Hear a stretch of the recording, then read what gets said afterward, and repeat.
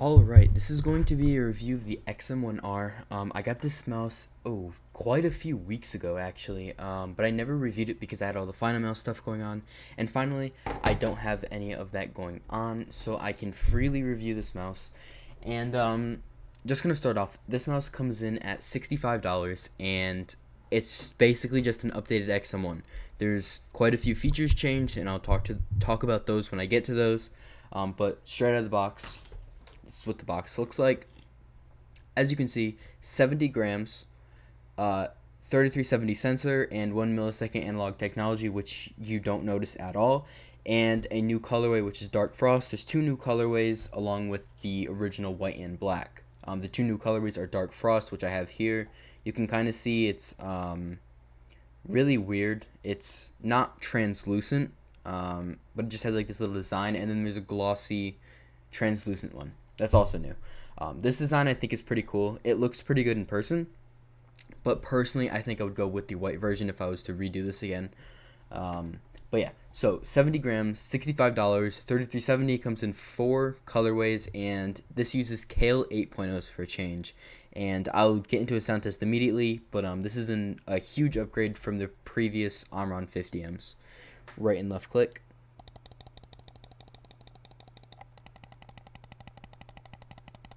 Side buttons, scroll wheel.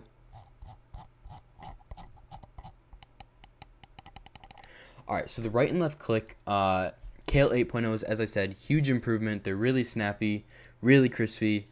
They're probably the best stock clicks on a mouse. They're just absolutely amazing. They're really, really nice, and they feel amazing in game. There's no travel concerns at all. They're really, really nice side buttons.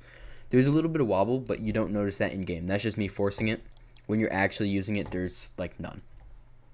They did swap the side button switches as well. These are now TTC greens. I have no idea what they were before, but I do have one issue with my back side button, which is just a ton of post travel. You can probably see it right there. I did have this issue with my Xm1r GB2.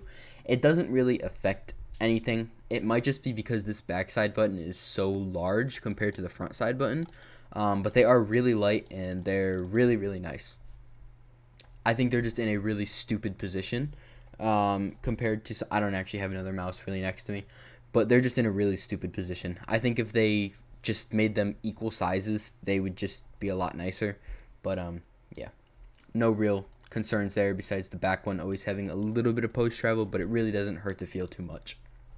Scroll wheel, as you can see, it is a little bit of a smaller scroll wheel compared to the body of the mouse, but it's actually one of my favorite scroll wheels. It's it's pretty tactile, nice defined steps. The click is just really light. They've made it lighter on every single copy of every update of the mouse that they've done, which has been the original Xm1, Xm1 V2, Xm1 RGB, Xm1R, which we have here.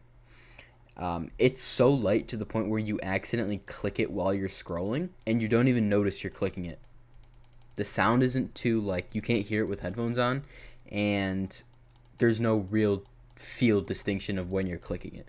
But if you use your scroll click a lot, you will probably love this. But the texture is extremely nice. Now, the shape. So this is something I need a little bit of extra time with because I have smaller hands. I have about 17.6, 17.7 centimeter hands in length, obviously. And this is definitely a medium to large size mouse. If you have small hands, I would not recommend this. This is a claw mouse only. You can clearly see from the hump. It's meant for claw. It really is like an FK shape with a wider body and bulbous hump is the best way I can explain it. The hump kind of feels like a diamond. The way that they designed it was to fit the middle of your palm, and it does do that, but because my hands are a little bit smaller in width, it really doesn't fit that well, and it just feels like an overly wide mouse at the hump, and it flares too aggressively for my hands. But if you have medium to large hands and you claw and you like a bigger mouse that's gonna fill your hand up, this is gonna be nice. The hump isn't overly tall, but it is a little bit of an aggressive hump, and I think for people that aggressively claw, this would be nice. Fingertip, I mean, you must have huge hands, but it could work. Palm, definitely not. The coating, extremely grippy.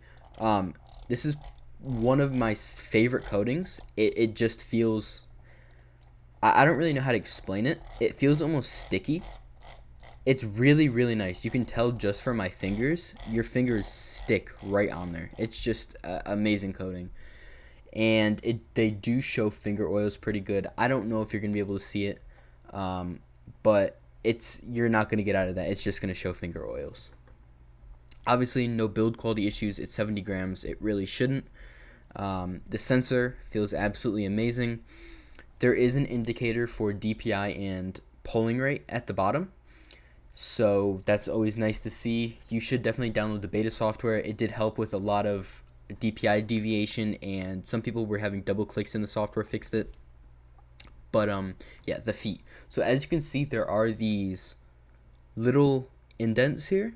That's for compatibility with Zowie style feet that they do include in the box. But I didn't try them because I don't like these feet. They're not rounded. I usually use four corner feet, so I just kept them on, but they're not rounded, and they just took a really long time to break in, and even now they're fully broken in, and they just don't feel very good. I would immediately replace them. But yeah, the cable. Now, they did have to change the cable a little bit because it was breaking on people's copies, so they did make it a little bit stiffer. And it really doesn't make too much of a difference. It's still a top tier cable, and I don't think you need to replace it. It's a solid cable. So, I mean, all in all, this mouse really is probably the best stock mouse you're going to get. You don't need to paracord it. I guess I would definitely recommend changing the feet out, but if you're a Zowie style feet person, I assume those would be a little bit smoother. So you probably wouldn't have to change the feet. You don't have to switch swap because these are already top tier switches. And just for comparison, this mouse is 122 millimeters long, 38 millimeters high, and 62 millimeters wide. So that is definitely a medium-sized mouse. So if you do have smaller hands, I would definitely look at something like a Hottie S or some other smaller claw mouse. But yeah, I mean, if you have middle to large size hands and you just want a mouse that you can just plug in play, this is going to be the mouse for you. It is a good mouse. I think the shape is definitely a little bit overrated. I don't think it's like the highest quality mouse. I don't think it's not highest quality, but I don't think it's like the best mouse out there. I just think it fits where its goal is to be fitted, and that's the best stock mouse on the market, and it does that pretty well. That's gonna be the end of this video. I will leave a link in the description to where you can buy it because I know it's been out of stock like everywhere. So yeah, the website does look a little bit sketchy, but it's not. I promise you, it's just a smaller company. But yeah, that's gonna be the end of this video. Peace. Like and sub. All my links are gonna be in the description below. Peace.